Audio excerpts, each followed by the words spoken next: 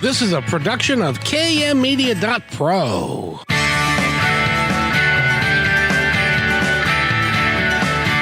Welcome back to Positive Talk Radio. Our goal is simple: to explore evolving ideas one conversation at a time. So come on over into our world. I know you'll like it, because on today's show, a young man that has been a teacher, he is a keynote speaker, he's a best-selling author, he's a coach, he's a results leader, he's an avid reader, and a poor golfer, all at the same time. Which means he does so many other things, he can't play enough golf to get good at it, I would guess. And first of all, Nathan, how are you today? Doing well for Kevin. And come here for a second. Let me just reach over here and... Aha! Gotcha! You're not wearing green today, Kevin. Gotta pinch you. I forgot until Danny brought it up here just a couple of minutes ago that today was actually St. Patty's Day. Yes, it is. And with a name like mine, I should be well aware of St. Patrick's Day. I know. What's going on, Kevin? Yeah, well, did you have plans for tonight, sir? Are you going out on the town and coloring it green? Oh, near the top of the morning. Oh, very nice. Very nice. We both have lousy Irish accents. But yes, we do. What the heck? We got a great show for you today. Danny is a keynote speaker. And I just mentioned all that, but he works with kids a great deal, and he works with reading. He has written over a baker's dozens of books, and he talks to people. He actually, one of his people that he talked to said, and this is a high standard that, in my opinion, which is that he's a cross between Jim Carrey and Robin Williams. Ooh, there's a high both actors I was a big fan of as a kid. Yes, indeed. So without further ado, why don't we just bring in... Oh, by the way, before we begin, I want to make sure that everybody knows how to find us in all the different places that we end up. Sure. Well, of course, if you're listening to us on the radio, you know we're on 1150 KKNW, as well as on HD radio if your car or stereo system comes equipped with it, on 98.9, and then you'll have to switch over to the HD3 channel. And then we also go on the internet at 1150kknw.com. And then you can watch us on video at Facebook for both Positive Talk Radio and 1150 KKNW's Facebook pages, or YouTube on the same platform names as well, and Twitter under 1150 KKNW. And our Twitter handle, because Positive our Talk... Twiddle hander. Twitter. One of these days, I'm going to have to learn how to speak English. Let's just stick with the Irish. I think we're doing better there. I think we are. I think you're right. And but it's Positive T Radio, and that's our Twitter handle. Great. So in any event, let's bring Danny on, and I'm going to give you the honor, since you called it correctly the first time, if you wouldn't mind giving us Danny's last name.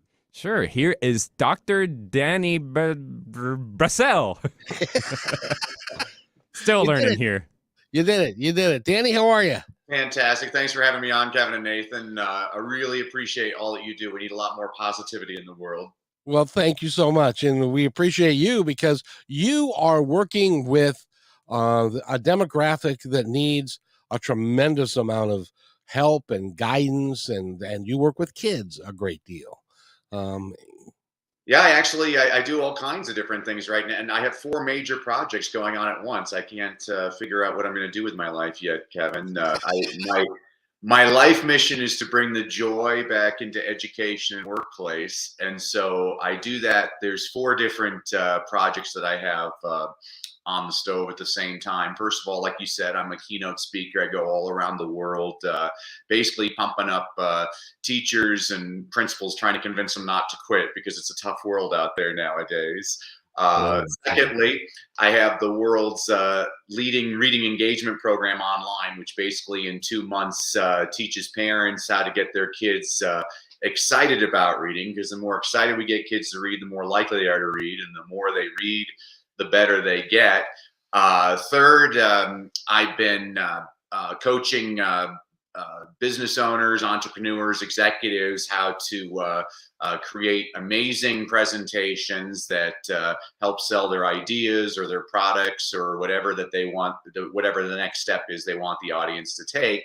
And then finally, in honor of St. Patrick's Day, during the pandemic, I connected with a great guy from Ireland, Diarmuid Hudner, runs a wonderful company called Cyber Smarties, which is a social media platform for kids ages 5 to 12, which teaches kids how to use social media in a positive way. It's really cool. Basically, like if you were to type me a message, Kevin, and said, Danny, I think you're ugly, it won't let you send the message. Instead, it picks out that word ugly. It says, that's not a nice thing to say. What are some positive ways you can say that? And it irritates kids so much that it slows them down typing, that within 2 weeks, they stop sending negative messages. And it's basically completely eliminated cyberbullying in Ireland. The program's now in India, it's in Egypt, it's in the UAE, it's in Turkey, it's in New Zealand. And Diarmuid hired me to try and get the program here into the United States and spread some joy that way. So that's a whole mouthful to a short introduction. No, I'm telling you, you're a busy guy, and you when you speak, you're doing 100 speeches a year, which means you're on the road almost probably what 250 days a year. That's great. I get to do a lot of my reading on airplanes, and there's nothing. One of my goals is to make miserable people happier, and I'm in a lot of airports, and it's very easy to find a lot of miserable people in airports. Boy, you can say that again. It's crowded. You're scared of getting COVID. You've got and people lose their minds all around you in an airport. You got to take your shoes off. There's so much wrong with all that. That's right. I got to ask you, because you mentioned social media for kids, which I think is a huge issue, because it's right now being unfettered and unregulated the way it is in the United States. Kids can get away with virtually anything online and don't they? Well, so do adults. I'd say adults are even worse than kids. Well, Microsoft had that Twitter account that they had to close down in like 24 hours because it started off, hi, I don't remember the name of the Twitter account, but it's like, I'm here to learn from all of you. And so it started learning from tweets. And within 24 hours, it was saying Hitler was a great man and you should vote for Trump. And it's like, whoa, what's going on? It went south in a big way, didn't it? Went south very quickly. I got to tell you, in our country right now, and it's a very interesting place that we are in. Yeah. And, I'm hoping that with people like you and people like me, that we can change the way people think about how they should behave towards themselves and each other. Yeah, change the way people think, and they'll never be the same. Exactly. Now, one of the things that you are big on is you help both kids and all the way up to rocket scientists and CEOs. You help them with motivation and motivating their troops to do the best that they can all the time. How do you do that? Well, and you saw that my passion, Kevin's reading. It's ironic. I'm considered America's leading reading ambassador now because I grew up hating reading. My father was a public librarian. I always hated the public library growing up. The furniture was always uncomfortable. It always smelled funny in there. There was always an elderly woman telling me to be quiet. There was always some freaky homeless guy hanging out by the bookshelves, thought he was a vampire. I always hated the public library. And it wasn't until I started teaching in the inner city in South Central Los Angeles where I saw a lot of my students didn't have the advantages I had growing up. And I said, basically, shame on me. I mean, I was blessed. I grew up in a home where both of my parents were present. We weren't poor, but we always had at least food on the table. And my parents always read in front of us kids, to us kids, and we had plenty of reading materials.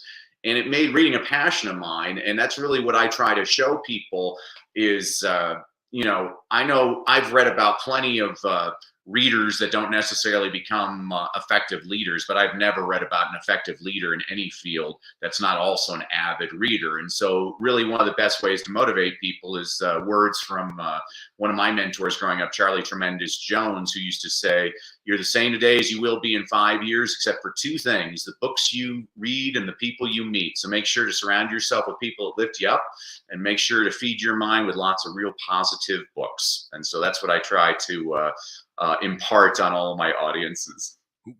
And because you're an avid reader, and I know one of your favorite books, I looked on your website, is To Kill a Mockingbird. Mm. And what do you think of what's going on today in regards to banning books and those sorts of things in some parts of the country? That I can't believe that that can be healthy for all of us. Yeah, it's not a recent phenomenon, unfortunately, Kevin. I always ask audiences, well, how many states have a banned book list? And the answer is 50. Every state has a banned book list. One of the most banned Huge. books in America right now is the Harry Potter series, and I always like to point out to people, I'm like, well, there, thank goodness we're banning Harry Potter, because there's no way we should allow children to stand outside a bookstore at midnight waiting to buy a 900-page book that they want to read in 2 days. I mean, what's the world coming to? I always like to point out to my friends that have the problem with Harry Potter. Without Harry Potter, you don't get the renewed interest in the Chronicles of Narnia. We shouldn't ban any books from kids. There's a book that should be in every public school they took out years ago. Let kids use that thing between their ears.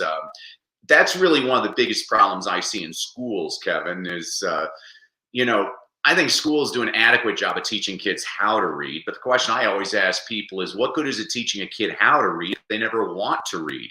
I teach kids why to read, because I've never had to tell a kid, go watch TV. I've never had to tell a kid, go play a video game. And I never want to have to tell a kid, go read. I want them to choose to do it on their own. And so I give parents and teachers all kinds of strategies on how to help people like that. Here, I'll give a couple of tips right now. I mean, when I was in high school, I was forced to read The Scarlet Letter by Nathaniel Hawthorne. And I'm not putting it down to all those people that love Nathaniel Hawthorne, but the story is about Hester Prynne, and she commits adultery, and so she's forced to wear an A on her chest. And I raised my hand in class, and I asked my teacher if I could wear a B on my chest because I was so bored reading that book. And I always tell people this, the research is very clear on this. It doesn't matter what you read. It matters how much you read. It doesn't matter if you're reading James Joyce or James and the Giant Peach. People who read more read better. A tip for all the parents listening right now, the little boy who only reads Captain Underpants is going to be a better reader than the little boy who refuses to read anything. Captain Underpants is the gateway drug to Shakespeare, but you got to get the kid hooked on it first. And so that's what I'm always trying to do, is find out what people's interests are and adapt my reading program based on their interest. Got to ask you, because when I was a bus driver, I spent 12 years being a bus driver. And I occasionally would have somebody come up to me with the schedule in their hand and say, "Can you tell me what time the 150 leaves from Kent to go to Seattle?" And I said, "Well, look on the schedule. You've got it in your hand." And they would say, "No, I really would rather you tell me." And they were trying to get around the fact that they had no idea how to read when they were going to get that. And it's reading. Lack of reading is a huge problem in this country, isn't it? Yeah, absolutely. I mean, look at our elected officials.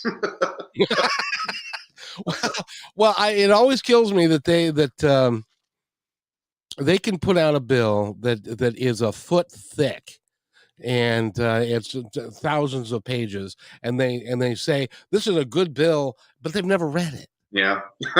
Unfortunate as it is. Yeah, that's correct. Well, it's the same with, there was a study done years ago, because every year there's a poll on the books that people claim to have read that they've never read. And so the number one book every year is the Bible. Everybody says they've actually read the Bible, but most people actually haven't read the Bible. There was a study done years ago where they gave out 1,000 copies of the Stephen Hawking book, A Brief History of Time. And I think around page 140, they put a little sticker in it that said, if you're reading this right now, call this phone number for a check for $1,000. They never got a single phone call because people got the book, but none of them read it. It's one of those things, like when we're looking at you and your backdrop, you've got a bookshelf that's full of books. Yeah. And I'm willing to bet a lot of them are yours, because you've got, how many books do you have? You got 14 or 15? 16, sweet 16. Actually, the last book I wrote was, so when I was a middle school teacher, I was the only teacher at my school not to have any tardy students, because I always started off my class, I'd read a Paul Harvey story to my class. I don't know if if you remember Paul Harvey, Kevin, he died a couple years ago at the age of 325 years old. But when I was a kid, every day at 12:15, he'd come on the radio, and I always had to listen to Paul Harvey because he would tell you this short story, and the whole time you're trying to figure out who's he talking about or what company or whatever. But what I found is a lot of those stories are about like Sears and Roebuck. Well, kids nowadays, they don't even know what Sears Roebuck is. And so the last book I wrote called Leadership Begins with Motivation, this is a book of stories about companies and people that are more contemporary for the kids. After I wrote the book, though, Kevin, it was kind of interesting because I read it and I'm like, completely unintentionally, a lot of my stories, the majority of my stories are about white male Americans. And so the book I'm writing right now, number 17, is a book that features predominantly females, minorities, and international examples, because I think kids need to hear about all kinds of examples from all over the world. So this is the kind of stuff that turns me on. Is I'm always looking for a great story. I'll read a whole book that I actually just recently read a book. It was a very long, boring book, but there was one story which made it worth the entire experience. Because so it was cool. Here's the story: was this businessman was in he was in South America, in Chile, and he was looking for the next big idea. And he had failed. He'd been all around the world. He's in Chile and he's watching these fishermen fish, and they're catching all these fish, and he noticed that the fish that they were catching, they would send to the market, but there was this other fish that they would catch that they would eat themselves because they said it had a better taste. And so he ate it. And he's like, it tastes better than the fish that you're selling to the market. He's like, what's this called? And they're like, oh, it's called the toothfish. He's like, the toothfish? That's the worst name I've ever heard. And so he renamed the fish and introduced it to American restaurants. And now it's probably the most popular seafood dish in America. He named the toothfish, he renamed it the Chilean sea bass. And I just thought that was the greatest story. I was like, wow, this is a cool story. It was worth reading the book just for that story. Yeah, because Chilean sea bass is a delicacy, viewed as a delicacy in this country. And the thing, and they were saving the best for themselves. I love that, and which I guess that's human nature. Yeah. Yes, it's interesting that you've got so many books on your bookshelf. Do you have? I know you've got To Kill a Mockingbird is one of your favorites. Is that the favorite, or do you have books that you can? A series of books that you can recommend. You can recommend your own too, because there are a lot about reading and stuff like that. But yeah, I'm not going to recommend my own. No, there's a zillion books I can recommend to people. I mean, like it depends on what kind of. It's like asking your favorite movie. I'm like, well, you can go with something artsy like The Godfather. You can do something funny like Strange Brew. It just depends on what you're in the mood for. I mean, it's weird that I like To Kill a Mockingbird because I'm not usually a guy that likes literature, but gosh, it's just such a beautifully written book. I love Scout. I love Atticus Finch. They're just great characters. I love The Hitchhiker's Guide to the Galaxy by Douglas Adams. It's a short book. I think it's like 160 pages. That was the first book to get me to laugh out loud. I just thought it was so funny. When I was a little kid, I loved Where the Wild Things Are by Maurice Sendak. I love the pictures in that. I read things constantly. I love reading. I love reading presidential biographies. It's kind of pathetic. But I absolutely love David McCullough was he just passed away last year. He's a wonderful author. I loved Truman was a wonderful book. Team of Rivals by Doris Kearns Goodwin. I mean, that book. So the movie Lincoln is actually, they say it's based on that book. I think there's maybe 4 pages from the book that are actually in the movie, but they do include like they found the one good story. There's a great story in Team of Rivals is actually a true story. President Lincoln, when he was elected, he took all of his political rivals and made them his cabinet. It would be the equivalent of Joe Biden naming Donald Trump as Secretary of State. President Lincoln actually did that. It's amazing. And all these guys, they hated Lincoln's guts. And by the time he was assassinated, they were all inconsolable. They all thought, oh, we've lost the greatest leader this country's ever had. Lincoln had my favorite quote of any politician. He said, I know the best way to defeat my enemies. I shall make them my friends. Whoa. that was just, I mean, Lincoln came out of nowhere. This is why I'm always an optimist, because I'm like, people come out of nowhere every century. It's like, what? But there's a great story in the book Team of Rivals where one of the founding fathers, Ethan Allen, he was appointed, I think he was like an ambassador to Britain. And so there's these British soldiers, they were playing cards with Ethan Allen one night, and they decided to play a practical joke on him. And so in the outhouse, they put a portrait of President Washington.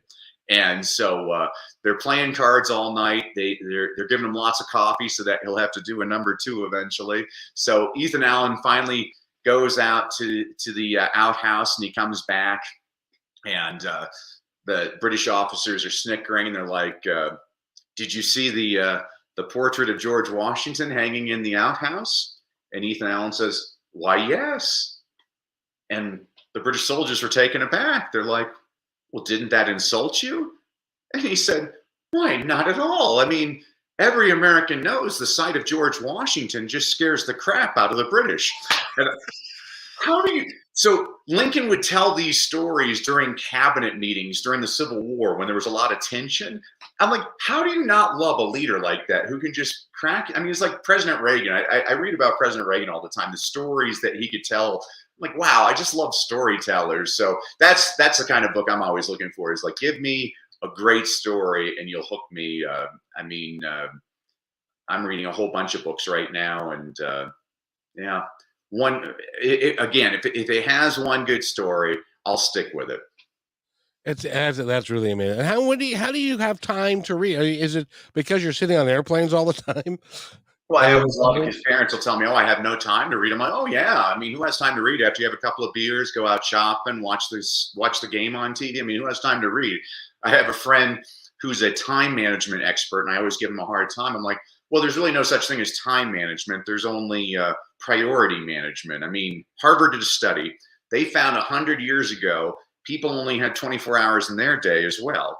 And one of the tips I give people is make time to read. I mean, even if you just start and end the day with 10 minutes of positive reading, you're getting 20 minutes a day, which over the course of a year, 365 times 2, I'm not very good at math. That's almost 800 minutes of reading a year. That, I mean, and think about like, if you look at just the time spent in school, I think the average American student, I think it's around 60,000 minutes per year in school, but they spend on average like 85,000 minutes on some kind of screen, like watching TV or on the internet. I think the average American spends like around 10,000 minutes a year just on the toilet.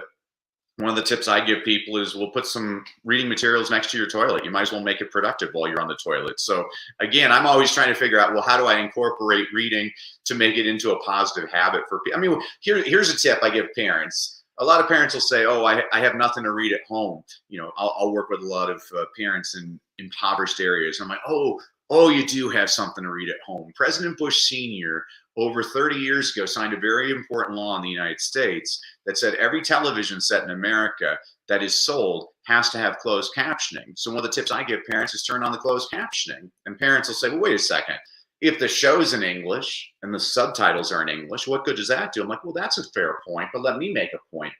Have you ever watched a show with subtitles and not looked at the subtitles? It's very difficult to do. Your brain's actually directed towards the text. And there's actually research to support what I'm saying. If you look at reading test scores all around the world, the more kids watch TV, the lower their reading scores are in every single country on the planet except for one. The country where kids watch the most TV also has the highest reading scores in the world. It's Finland. And people always ask me, "Well, how can that be, Danny?" I'm like, "Well, because Finland makes really bad TV shows." And so what they have to do is they have to import all these old American sitcoms like Gilligan's Island and Brady Bunch and put them on, and they have Finnish subtitles. The kids are reading the subtitles all the time. So that's a quick tip any of your audience can do, is just sit there. I mean, think about this. Your audience, they're doing a great job right now. They're listening to a great radio program. I always tell people, fill your mind with positive things. When I'm going on long road trips, I go on, one of my favorite apps is Libby, and Libby gets you access to any library in the world. You can download audiobooks for free. And so I'll go on long road trips. I just did 2 long road trips. One was I listened to Will Smith's autobiography, which, Will Smith, he's had an interesting life, but there's some really interesting stories in there. And then I listened to a biography by Matthew McConaughey, Green Lights, which he narrates, and it was wonderful. There were some great stories in that audio book. And people have to understand, audiobooks count. If I'm one of these people that actually reads government studies, those bills and things that most elected officials don't read. So I've read like every major reading legislation of the last 100 years, becoming a nation of readers, a nation at risk, why Johnny can't read, the National Reading Panel, the science of reading, all these things. It's great. They're always about 2,000 pages long. And it's always around page 100 where there's a paragraph that says, the research seems to suggest the single best way to improve your reading is to be read aloud to. And then it never mentions it again because that sounds way too simple. My friend and mentor who just passed away, Jim Trelease, who wrote the Read Aloud Handbook, which everybody should buy that book. Jim said, if reading aloud cost $129, every parent in America would rush out and buy it. And if we found out kids don't like it, they'd mandate it in the public schools tomorrow. It sounds so simple, but it's usually the simple things that have the greatest impact. So the long answer to your very short question is, how do you find time to read? My challenge to everybody is, how would you not find time to read? I mean, I try not to watch. I was watching this horrible show on TV the other night called The News, and it totally depressed me. Like, get rid of that nonsense. I watch things that my wife's always like, well, why do you watch sports all the time? I'm like, because at any moment something positive can happen. I mean, I love watching the Olympics, and my wife gets annoyed with me because I usually root for the other teams, not America. And she's like, why don't you root for America? I'm like, why would I? Who am I going to root for? Am I going to root for the American with the microchip in his Nike shoes, or am I going to root for the barefoot Sudanese refugee who just survived a civil war? And they do his background story. They're like, oh, it's from Nairobi, and he's like running, and he's like, I learned how to run when I was running away from the bullets in my village. I'm like, of course I'm rooting for that guy. It's an amazing story. I got to tell you, you are an amazing man, and you're a lot of fun to talk to. While you were talking, I was reminiscing back. Now, I was in grade school in the '60s, and this goes back a ways. And what we would do there was a library in the neighborhood, and so they would take the class, and we'd have a little field day, and we would go to the library. Nice. And there was always a nice little old lady that would be sitting there, and she would have say old, Kevin. You have to say elderly. I've learned this. Believe me. Politically correct. Okay. She was an elderly lady, and she was sitting there, and she read to the class, and and then she would give us some books that we could take back to school with us and stuff, so that she was doing that so that we would fall in love with the concept of storytelling, Yeah. which is really important in books. I don't think they do that anymore, do they?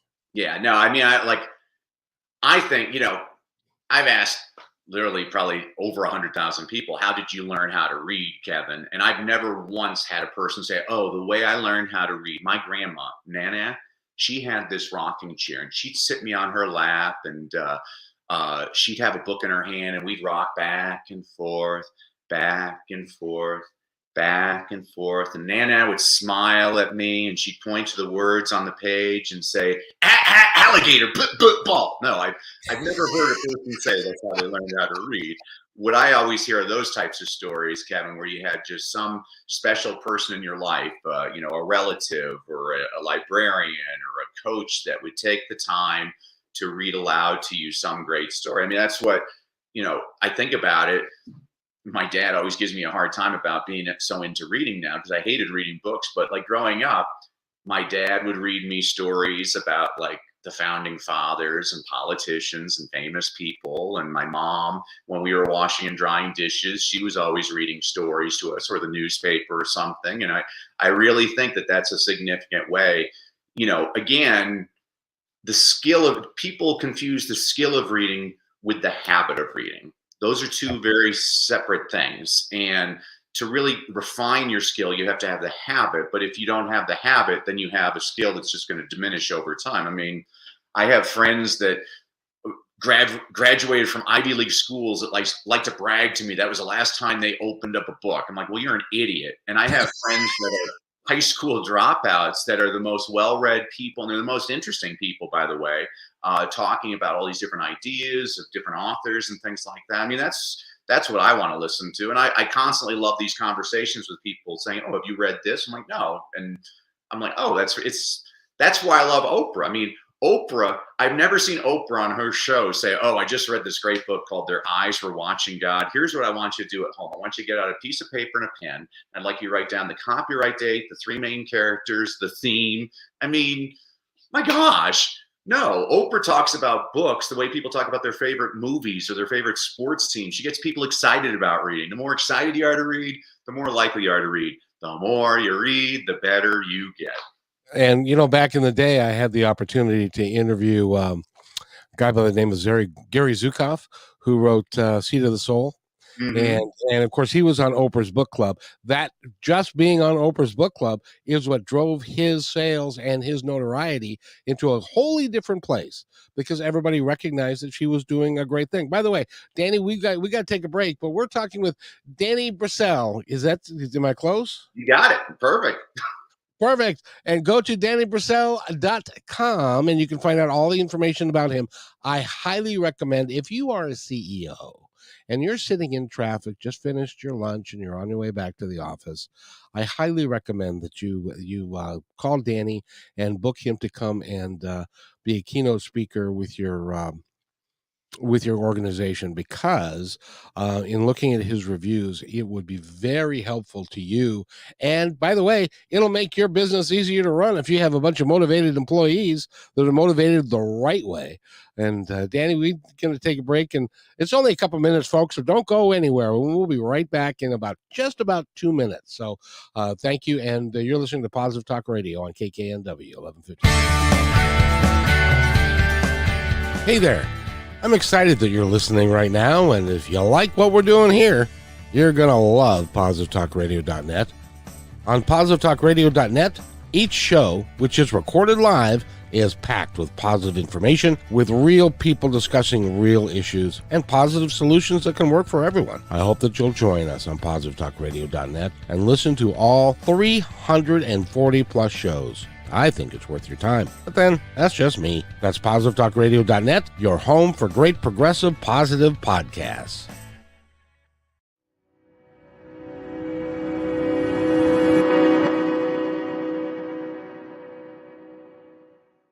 When you want to say more than words communicate, you can with flowers. Your custom boutique floral studio in Bothell, Washington is anaturaldesign.com, connecting you to nature through the language of flowers. Where your people are is where our flowers are beautiful. Your success is our goal. anaturaldesign.com, at your fingertips today.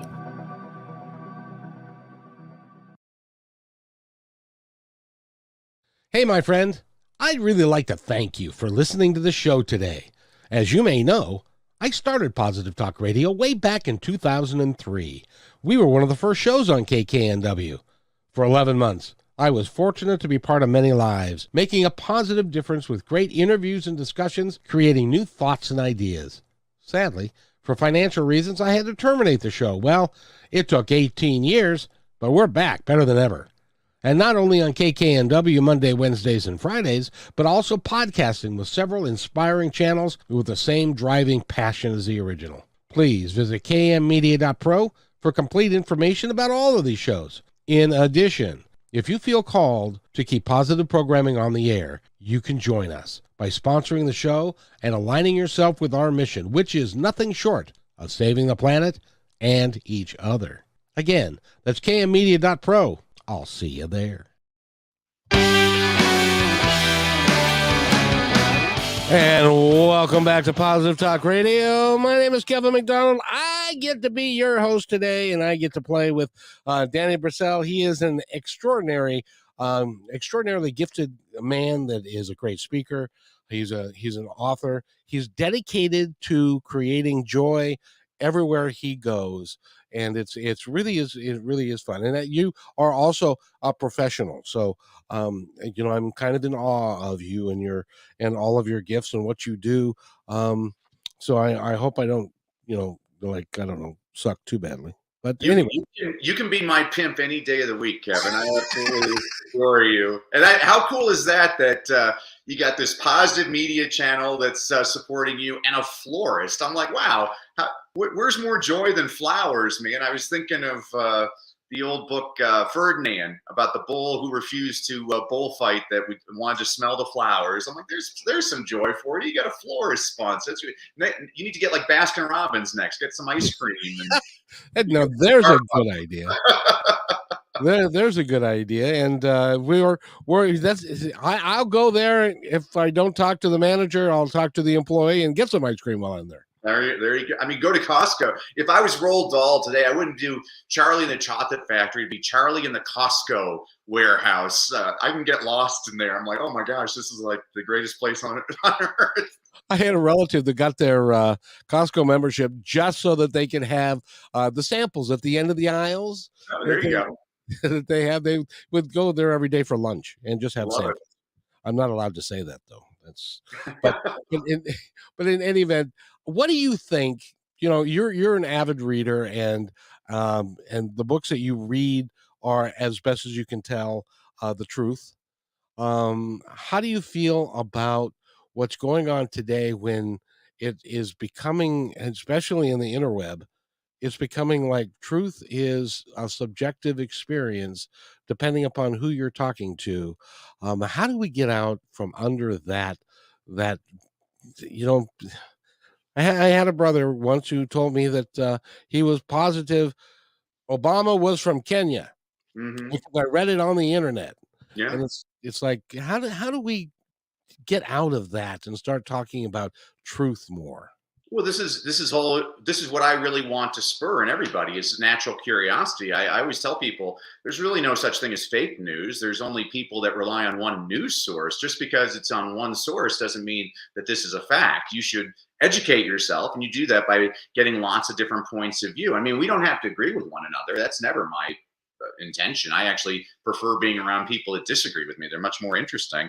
But you need to get facts by. I mean, I was doing a talk a couple of weeks ago, and some teachers were asking me about artificial intelligence and Chat GPT, and how kids are now going to do their book reports and all this stuff based on Chat GPT. And I always say, well, good.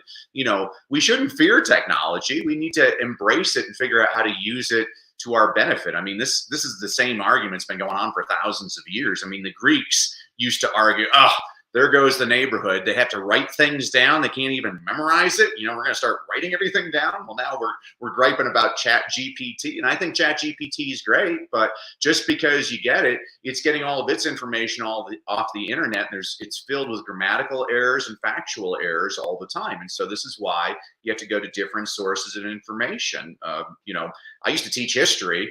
I love teaching history. The first thing I teach people is history books are usually written by the winners. Every event in history has multiple points of view. And my job as a teacher is not to tell you what to think. It's to teach you how to think. And you should be considering different points of views and different notions. And again, like in this country, it's healthy to have debate. That's fine.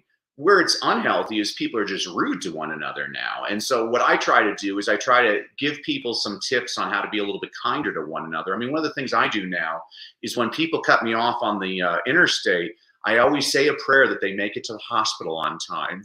We need to start being a little bit nicer to one another. People are freaking out, and it's just like, life's too short. Come on. I agree. And by the way, I used to have to do book reports in elementary school, and there was a movie that came out. It was called A Night to Remember, the book by the same name. And so I did that book report based upon watching the movie.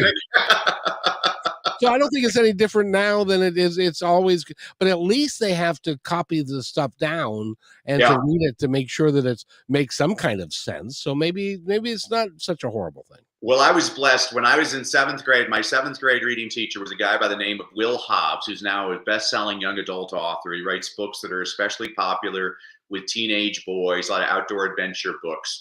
A lot of them take place up up in the Northwest. But Will was my 7th grade reading teacher in Durango, Colorado. And Will was the first teacher to get me interested in reading. He had 5,000 books in his classroom, Kevin. And every day at the beginning of class, he would ask us what we were reading. And then he would tell us what he was reading. And the rest of the 50-minute period, he let us read. And whenever we finished a book, we'd go up to Mr. Hobbs. He'd put down the book he was reading, look through our book, ask us 3 or 4 questions. And if he was satisfied with our answers, he gave us a point. Every book up to 200 pages was worth 1 point. Every extra 100 pages is worth another point. You needed 25 points to get an A. And the top 5 point totals had their names written on the wall. And I wanted my name written on that wall. 20,000 Leagues Under the Sea by Jules Verne. 500-page book. 4-point book. Also, an excellent Disney film starring James Mason and Kirk Douglas. And I didn't really feel like reading a 500-page book. So I took the book up to Mr. Hobbs. He asked me 4 questions. And like you, Kevin, I learned a very valuable lesson that day. Books ain't always like the movies. And guess what Mr. Hobbs did?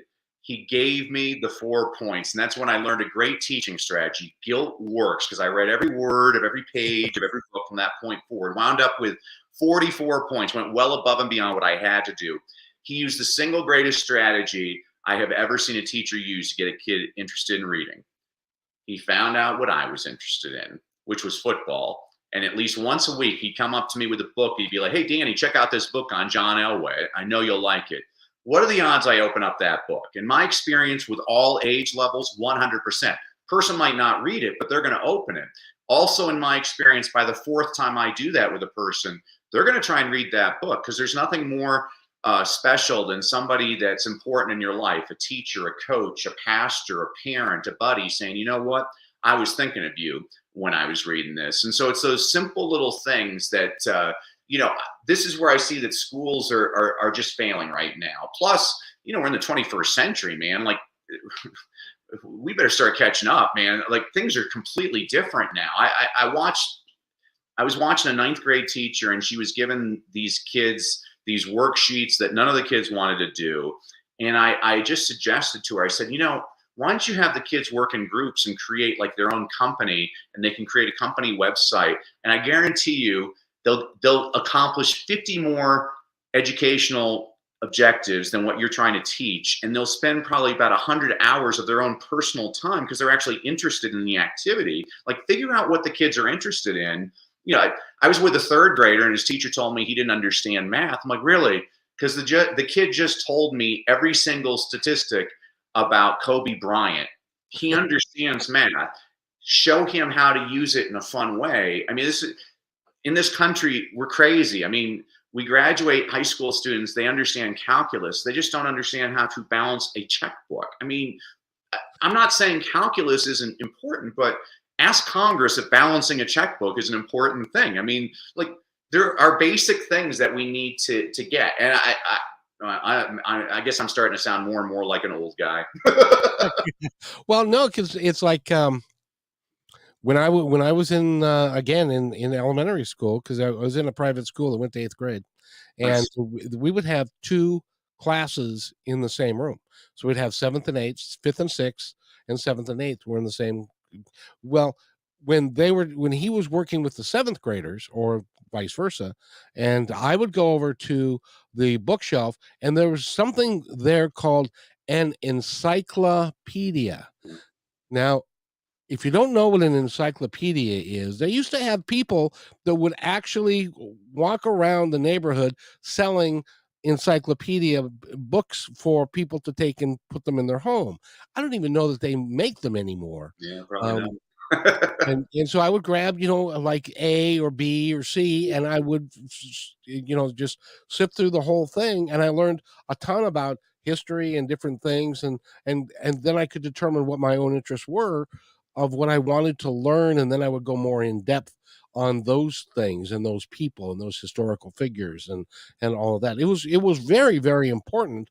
We don't do that anymore, I don't think. Well, because we're not building on people's interest. You have to find that little spark that's going to ignite inside every person. Everybody's interested in something, and everybody Unfortunately, our minds, I love the quote by Michelangelo. He said, the greater danger for most of us is not that our aim is too high and we miss it, but that it is too low and we reach it. I always tell teachers, your students are going to achieve precisely what you think they're going to achieve. So once you set your sights high and be dazzled as those kids reach for the stars. I was giving a talk in Chennai, India, and I was pumping up the kids and the teachers, getting them all smiling. And I had this little boy, 6-year-old boy, come up to me afterwards. He had tears in his eyes. And I noticed he's missing his left arm. He has a stump for his left arm. And he looks up at me and he's like, how can I succeed? And I got down to his level, Kevin. And I said, when I was your age, I went to 18 different schools before 6th grade. Everybody called me stupid because I stuttered. And finally, I went to a school where a teacher took some interest in me, and she spent one-on-one time, and she would sing things to me, and I would sing them back, and I didn't have my stutter. It was kind of like the movie The King's Speech, and eventually I lost my stutter, and I became a swan. But I looked at that little boy, and I said, I want you to think about this. Isn't it interesting that that little boy everybody called stupid and said couldn't talk right now gets paid vast sums of money traveling around the world to do what? To speak. And you should have just seen the grin on his face. I think that's what everybody needs. I was very blessed in my life to have 2 parents that encouraged me all the time, Kevin. I mean, my wife is from Singapore. She grew up in the most negative environment possible. People telling her what she couldn't do her entire life. Whereas I have a childhood photo of me when I was 4 years old, wearing space boots, a San Diego Chargers jersey, a sheriff's badge, and a fireman's helmet, because I was going to be the first ever astronaut, professional football player, police officer, and firefighter. I mean, that's the world I grew up in. And I wish everybody had that kind of world where you had people encourage you. That's why people should be listening to this show. Hear about the good things. I mean, they say garbage in, garbage out. My friend Keith Harrell, who passed away, was a wonderful speaker. I agree with him. He said, no. Garbage in, garbage stays. You have enough people telling you can't, you start to believe it. But I also believe you have enough people telling you can, you start to believe that as well. So be very wise and fill your mind with people that are lifting you up all the time. One of the big things we talk about here is that people, Danny, there are people that are listening to this conversation and they're saying, man, he's intelligent, he's smart, he's done all these things, he travels around the world. It must be just awesome to be him. And then in the course of the conversation, it comes out that when you were a child, you were a stutterer.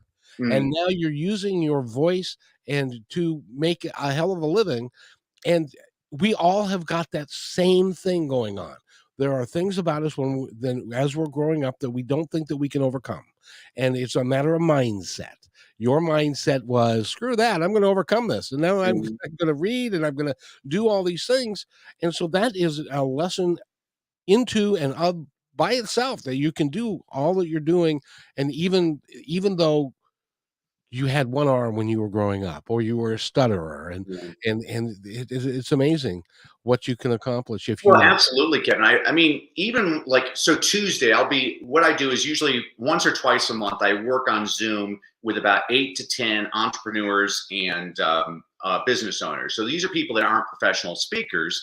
And over the course of either 1 day or 2 days, we craft what I call their stump speech. I've heard people call it a signature talk. It's basically showing them the recipe on how to create a compelling presentation that teaches people how to take the next step with you, whether it's to buy your product or to enroll in your cause or to even change their behavior because they accept your idea. It was great. I was working with this guy about 2 months ago, Gustavo from Ecuador. He's like the great American success story. He comes here to this country, doesn't speak a word of English. Now he's a big real estate mogul. He has a coaching program that he offers people, investors, how to invest in real estate. It's a 4-month program, costs $40,000. Well, we crafted his talk, and one of the things I always tell people, I'm like, well, there's 2 ways to become a better speaker. First of all, you need to watch lots of speakers. And I watch speakers all the time.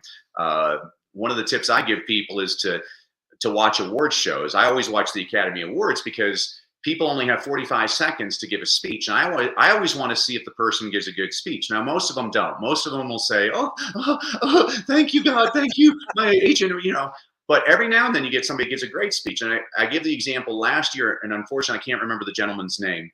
I'm going to call him Kevin McDonald. So he won the Academy Award for Best Film Editing. And so nobody in the audience wants to pay attention to his speech. And he gets up there, he's a British guy, and he's like, a lot of people don't know this, but when phrased properly, the term Academy Award nominee can be used as an insult.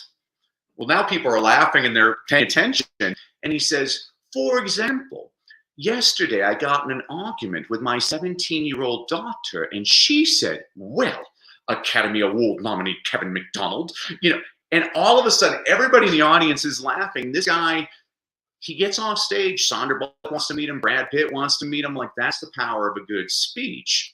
And so that's the first tip I always give people when you're trying to learn how to speak. You got to watch speakers.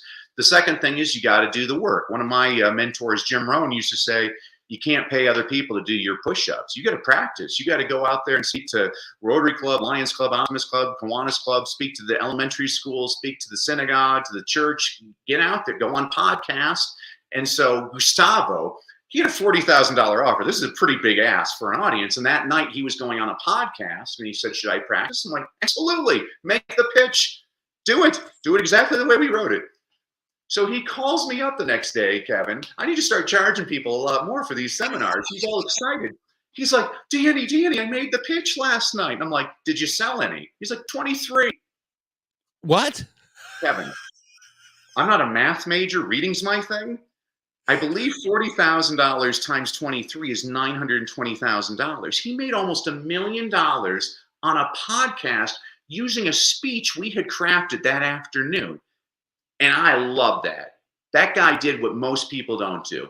He freaking did something. Most people, they listen. I always like, so whether I'm teaching, I've taught all age levels. I always tell people, whether I'm teaching my little ones or my older ones, as they leave my classroom, they always have to hear the same refrain every single day. I tell them, remember kids, education is valuable, but execution is priceless.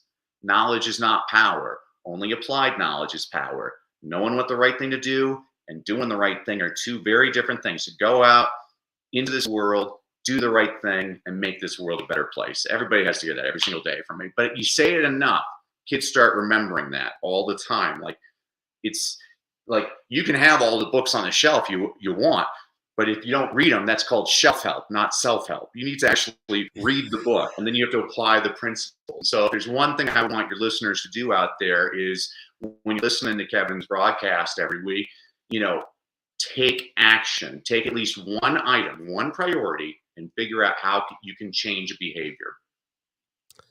I want you, if you're listening to this right now, I want you to remember the date that this is on, which is St. Patty's Day. I want you to remember, because what you just heard is a nugget that you can take and live your entire life by, and it will change something that will change everything.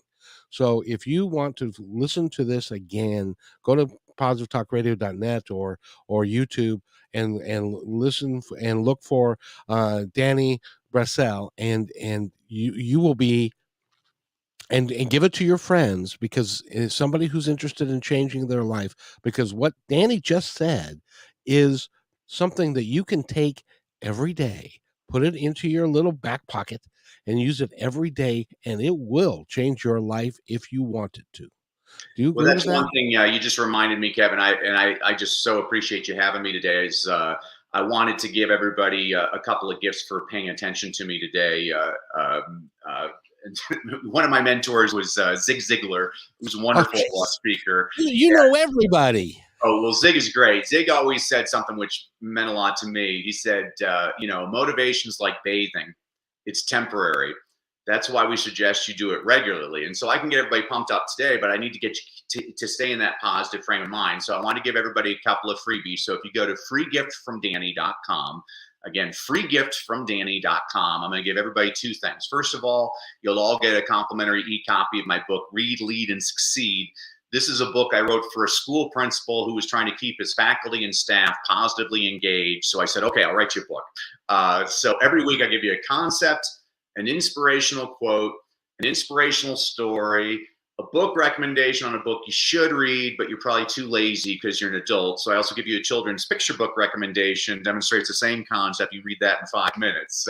That's to keep you, and now I love it because I have all these executives now are starting off their meetings every week using like a Dr. Seuss book. I'm like, that's great.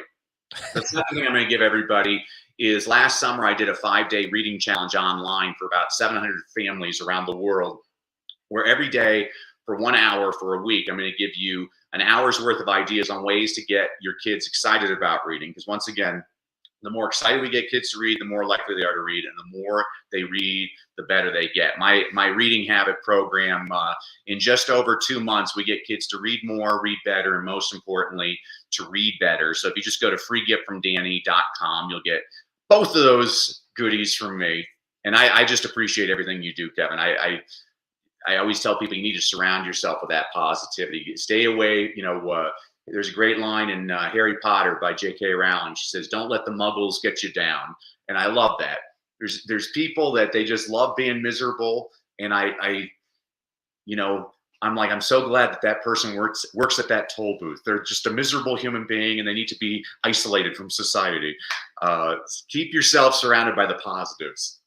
And that's wonderful advice. And the name of that website is, because somebody was fumbling for a pencil. Free gift. I'll write it in your little chat thing. Free gift from Danny.com. My name's really easy. It's Danny Brassell. My last name is spelled Brassell. No, I never took any grief over that as a child. It's very easy to remember. I can only imagine. Danny, thank you. Will you come back and see me again? Anytime, Kevin. You're positive energy. We'll have to figure out. I guess next time it has to be on Easter or Valentine's Day or something. Exactly. Again, we've been talking to Danny Brassell. Go to DannyBrassell.com. I want to thank you so much for being here. And remember, everybody, be kind to one another because each other's all we've got. We'll see you next time on Positive Power.